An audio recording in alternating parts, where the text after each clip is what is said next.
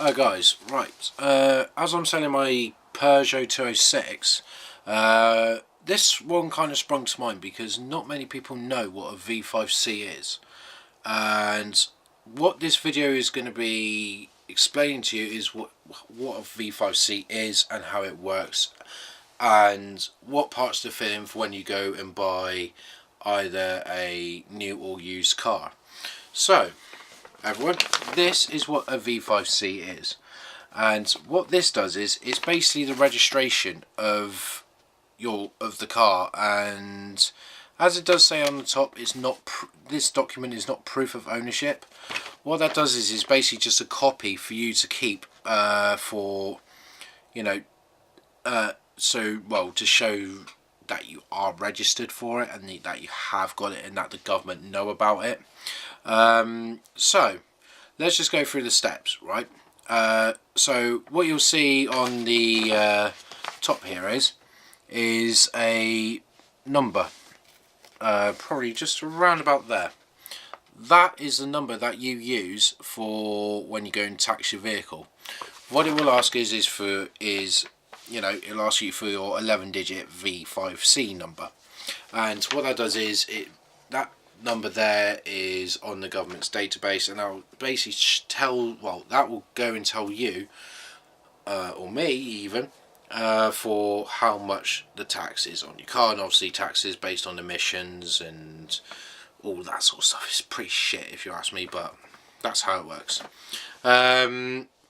So here is on section 1 of the first page is where the address is. Obviously I've hidden mine, but that's basically where your address is, and just make sure when you do get your certificate that it is correct. It should be correct because this is what they're going to put through the envelope, and that's what the postman's going to see. And then for underneath on section 2 is the previous keeper record, and basically what they have to do is obviously if there's any problems with registration or something that isn't quite right and they need a reference to go back to the previous owner of it, obviously the DVLA will see that and they'll say, right, okay, we need to send another letter to so and so, and I'm not going to say who the guy is on this document, as obviously he could either be watching or friends or family or whatever. So obviously that's a previous registered keeper, and also on there it's say for when the vehicle was acquired, and obviously that's when the previous owner bought it. And also it will say also for the number of former keepers. Now that's obviously just a government record really, and just showing you how many previous keepers of the vehicle, how many previous keepers the vehicle has had. And also it would say for like special notes, but for mine on this one it just says declared new at first registration, so that's alright, no, nothing too bad. Now for this bit, this is quite important on this part. So this is basically the stuff that the government need to know from you, right? So for that, at the top there will be your registered keeper. So that's obviously, so you can probably see my first name popping out a bit if I've got this in focus. Yep, I have there. See my name popping out a bit there. So yeah. And so then obviously you fill in section 6, which looks like that. Basically on let's try and get this in focus a little bit, maybe we can see a bit better. Okie dokie. So yeah, on section 6 that's what you fill in. So on that part there, right, I'm kind of looking up in the monitor as well. So obviously you fill in like, you know, what your title is and any other titles, such as like, you know, if you're like registered reverend or doctor or anything else like that. Then obviously you put your first name, surname, and obviously you put your house number and like, you know, address and postcode. And also like you can put down your driving license number. It's not, as it does say there, not required by law, it's just there. So obviously you can put that down, it's just for their records if you want to do that. It's not necessary, you don't have to do it. I didn't do it, but that's pretty much it. And so yeah, just fill it in, and you know, date of transfer. So basically, what the date of sale or transfer is basically where you've either transferred it onto another firm or whatever, or you know, and the date of sale is obviously the day that you bought it. And for section 7 is changes to current vehicle. Now this is stuff which I'm going to explain to you. So it is going to ask for this long list of things, so just bear with me a minute.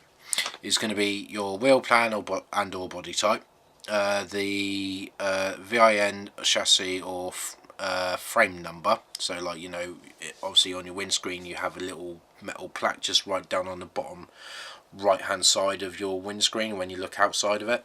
Basically that's your VIN number, and that's obviously for, you know, when you go to get parts or whatever that's need doing to it, obviously they can just find out the make and model of your car just by the VIN number, and obviously that's you know, really ideal for when you go and get your car fixed, if needs be.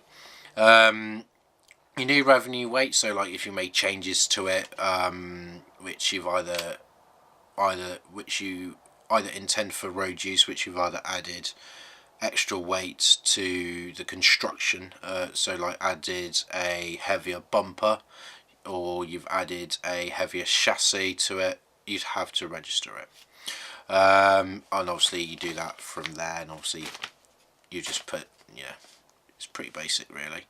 Obviously the date of change in the cylinder capacity, so like if you've taken out, let's say for a, you know, for my new car, which is a Mazda 6 2-litre Sport, if I were to take the cylinders out of that and change it to a, I don't know, a 1.6, I would have to let them know, because obviously that goes by, you know, emissions and everything else. Also of number of seats including the drivers, so let's say if you're doing a conversion on a standard ready to use flatbed for transit, and let's say you want to change that into a minibus, you'd have to register that as well, because obviously it makes some difference to them. Don't know how. Obviously number of standing places, so obviously if it's anything like a bus and you've removed a few seats, and which has added standing numbers, and obviously the change of seats as well. And also the type of fuel, if you changed it from a diesel to a unleaded, which some people are doing now due to the increase of diesel tax, and also diesel tax becoming more commonly known these days. And also for your engine number, a new colour, if you've gone and re-sprayed it and everything, it's going to stay like that, then obviously let them know, and yet again date of change with that. And also the tax class as well. It does say in here in the small print, which you won't be able to see very well, is the tax class shown in section 4 can only be changed when taxing. Please apply at your nearest post office. So unfortunately you are going to have to do a walk down to the local post office.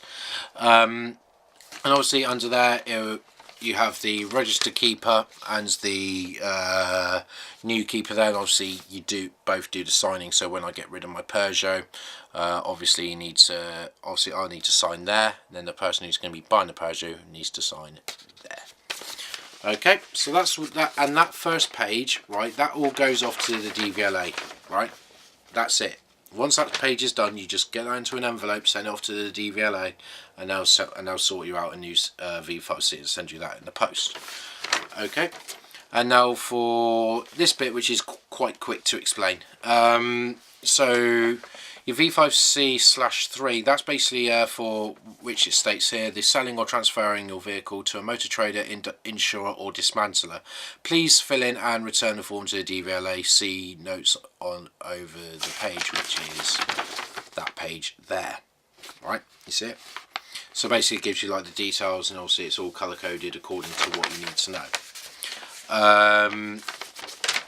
So obviously, like, if you go to a motor trader and you're buying a car second hand, then obviously they need to fill in that part. They have to by law. It's what's required. If they don't do that, then you need to make sure that has been filled in. If it's not been filled in, then you might have to ask questions. But if you've done a private sale, then no, because it does say clearly, and it does state here, name and address of motor trader, not private sale.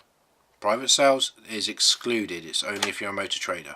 Okay, And for this bit, it's pretty self-explanatory. So let's say you have done it via a Motor Trader, then that's literally the rest you'll keep. That's it. Only that. And literally all you do is basically duplicate your details down. So like, you know, it'll give you the registration number will be filled in already, which my registration for my Peugeot, which I'm still currently trying to sell off, is obviously Sierra Golf 55 Foxtrot Juliet. So obviously you just put in your you know, your address, and also yet again your right date of sale or transfer, and your postcode, just that sort of thing. And also that will give you a bit of information just there about of the car and everything that you've gone and bought, and obviously the date of its first registration. So mine's been, you know, because it's a 55 plate, it was first date of registration was on the 9th, was in September the 9th, September the 1st, sorry, 2005, hence the 55 on the registration number. And then for section 11 of this, so yeah, sorry, the green part of it there is called the V5C/2. Now for notification of permanent export, so basically if you're going to be exporting a vehicle, let's say you are, I don't know, maybe you're moving to Egypt and you need to export the car because it's going to be in a different country, then obviously it's not much to fill in, and it's very self-explanatory. You literally got that part there. It's nothing much at all. Literally date of export, signature and date. That's all you need to know.